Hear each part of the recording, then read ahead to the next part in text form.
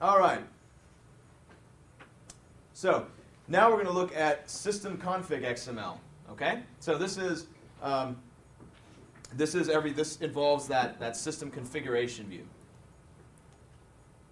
So obviously in system config scope or system configuration, we have these different scopes. So an option can be tied to a website or to a store. Store being the most specific and the highest priority setting.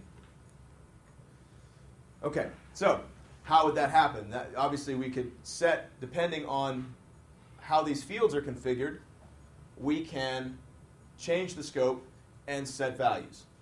And those are stored, and we looked at the storage of that in the database. It simply stores an XPath and a particular scope identifier in the database. So now we're looking at this page. So this is how you can actually read the different areas on this page. So, and this is how this is structured in XML, because we just aren't done with XML yet. But this will be the last of it for this class. At a high priority, you have, or I'm sorry, a high level in the structure, you have tabs. Tabs do absolutely nothing. They're just really a container for different sections. Now, I said container, but tabs and sections are at the same level in the XML structure. So a section will actually have to refer to a tab in order to end up under it. And then, from then on, we do nest everything else inside. So inside of a section node, we would have groups. And inside the groups, we declare our fields. And that's it. This is a great slide. This is the structure here. So you see under config in system XML, you have tabs. And then you also have, adjacent to tabs, you have sections. But then inside sections, you have groups. And inside groups, you have fields. So this container structure is big in Magento admin. All right, so similar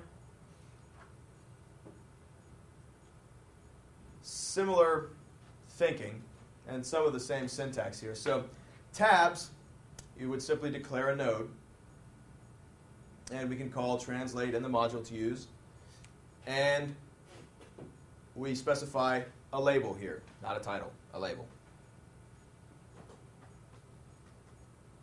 Or actually, no, it was also label in menu, I think. Was it label in menu?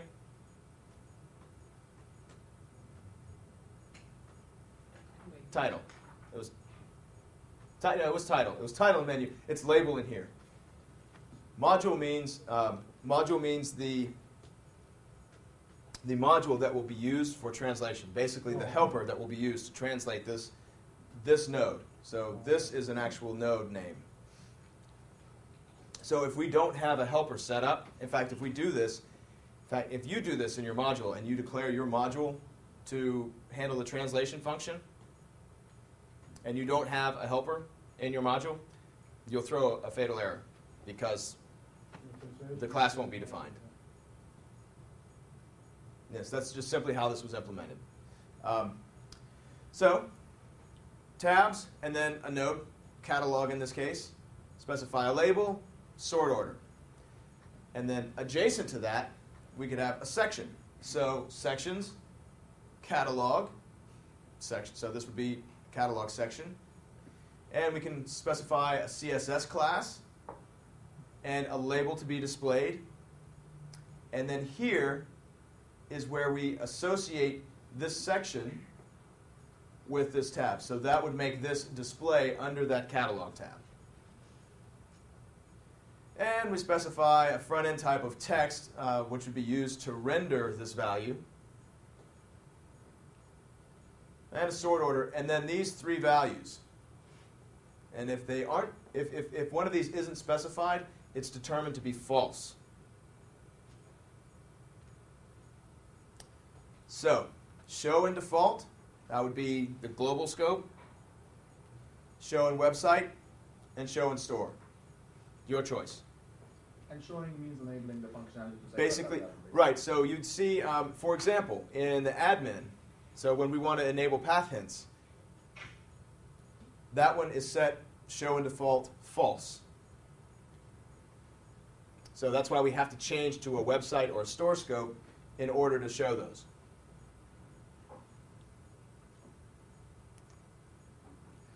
Okay, so the big thing to remember are tabs and sections are next to each other. Sections aren't inside tabs. Then groups, however, are inside sections. So inside our section, catalog, for example, we could declare a group.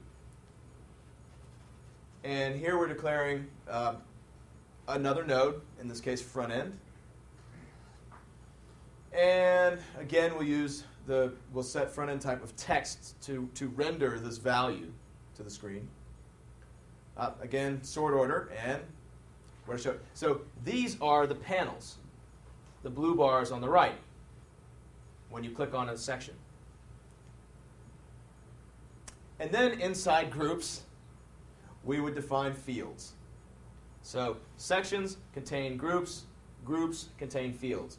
And that kind of makes sense. It's represented on the screen. As you click on that section over in the left side, you see the blue bars. Those are groups. You expand that. Those groups contain these fields.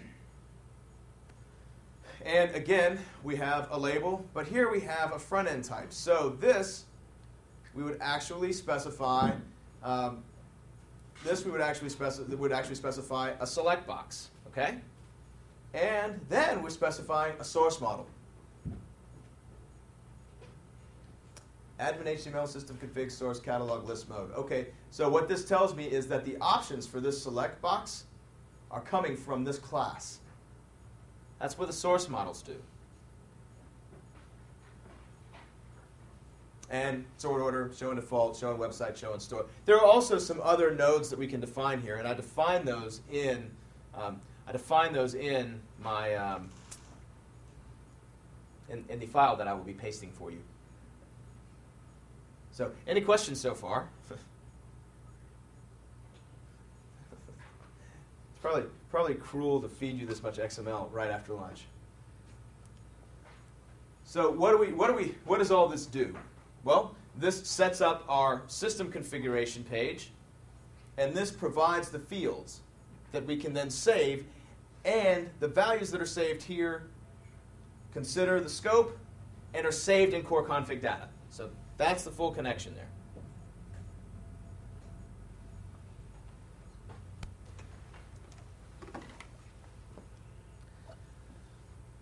So in the database,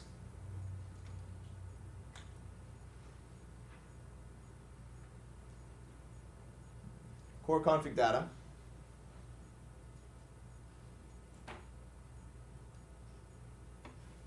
I have defined here a default scope and a scope ID of 0. So default scope will always have scope ID 0. Does anyone know why we have to have a scope and a scope ID? Huh?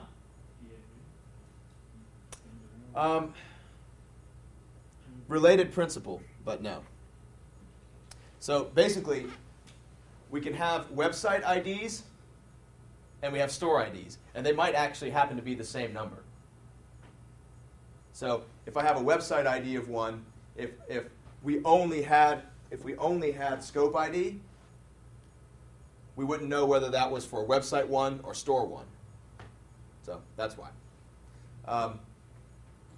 So then the cool thing is this is the path, all right? So web unsecure base URL. Okay, this is an XPath. Yeah. So this is what I've been talking about with when we save things in system configuration and they go into core config data. Whatever, if we have a similar XPath in our files, then we're fine until until the same path is saved in a scope, in a given scope in core config data. So, for example, web unsecure base URL. I believe that's set. I don't know if that's set or not. I think that is. I'll see if I can find an example of this.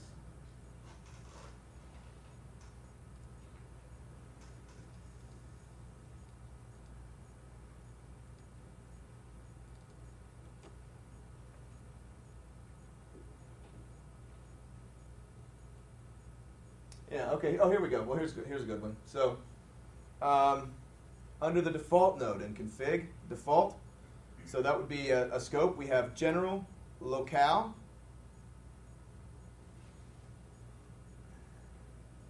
and code. So you see the XPath of, in this default scope, general, locale, code, and general, locale, time zone. So here we have the same values.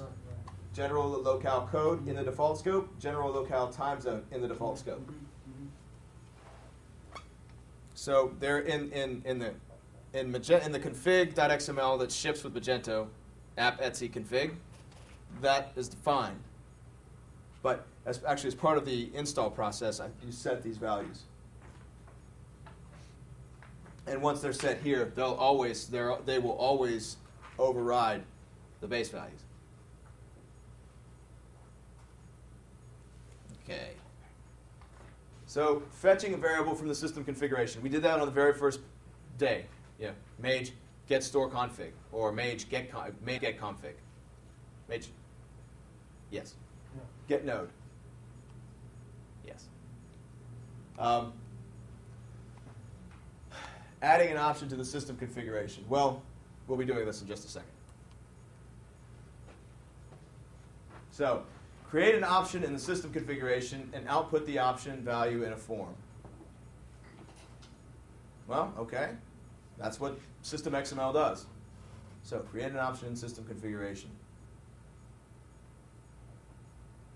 And this second part will be taken care of in the next lesson. So create two module-related options in the backend system. All right, configuration. One is a text field, and the other as a select control with custom source model. Okay, what would that look like? Well, let's take a look. We'll have our third and final XML file for this class, and that will be system XML.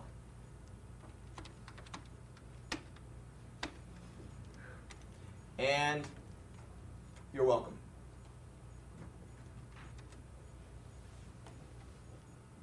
Obviously, we're inside a config node because that's just simply what you have inside of config XML, system XML, and admin HTML XML config nodes.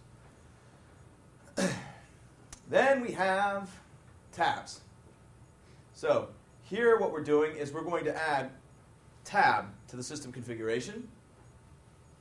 And then we're going to create one item under that tab, which is a section. And this will be our animal section. So we'll have a training tab and an animal section. And when we click on animal section, we'll see a blue bar that says general settings. And when we expand that blue bar, we'll have our fields. And that's the structure. So let's take a look at that.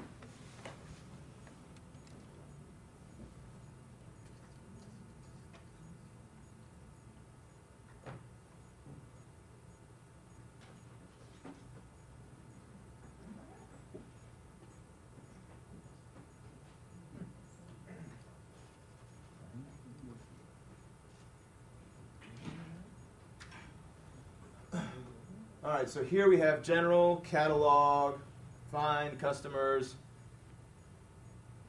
sales, services, advanced. Okay. Now, if I refresh,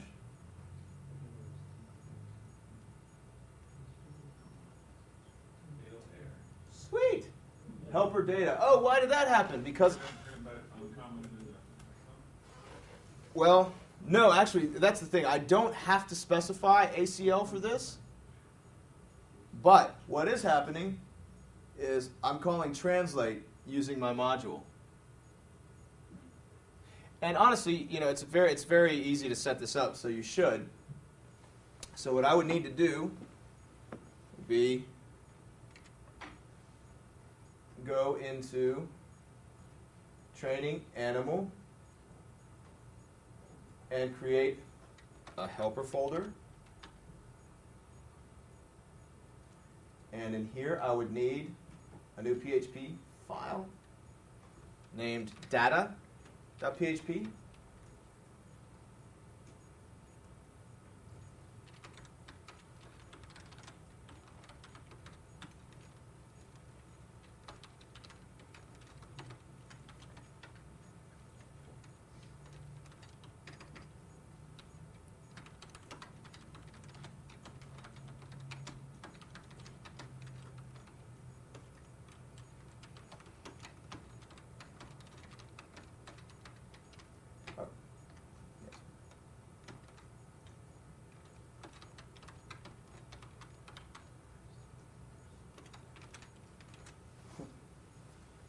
That's it. If I don't have my class group set up in my config XML, then I will have the same issue.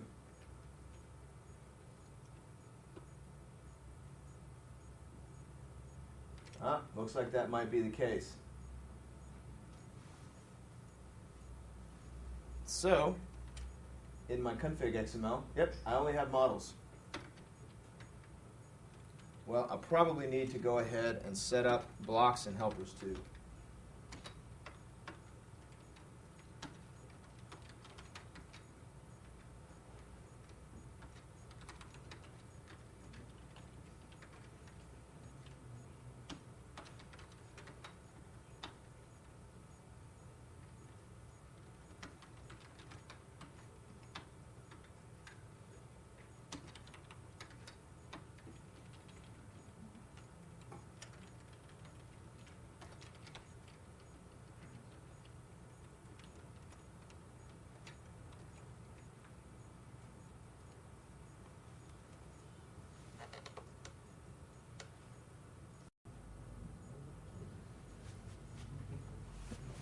Cool.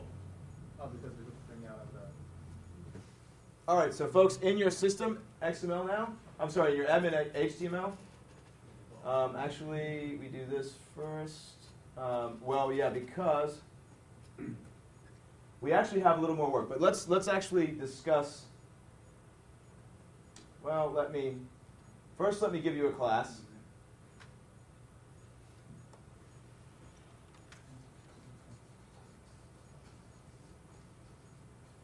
Let's connect this silly example with real world. So this would be if you have some sort of overarching global configuration, maybe whether your module is active or not, or some main parameter for your module.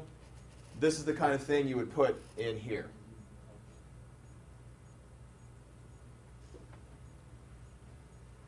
And if you have very simple administrative configuration needs, I would recommend just to use config system. Let's take a look at system XML and its effects. So, on the one hand, we have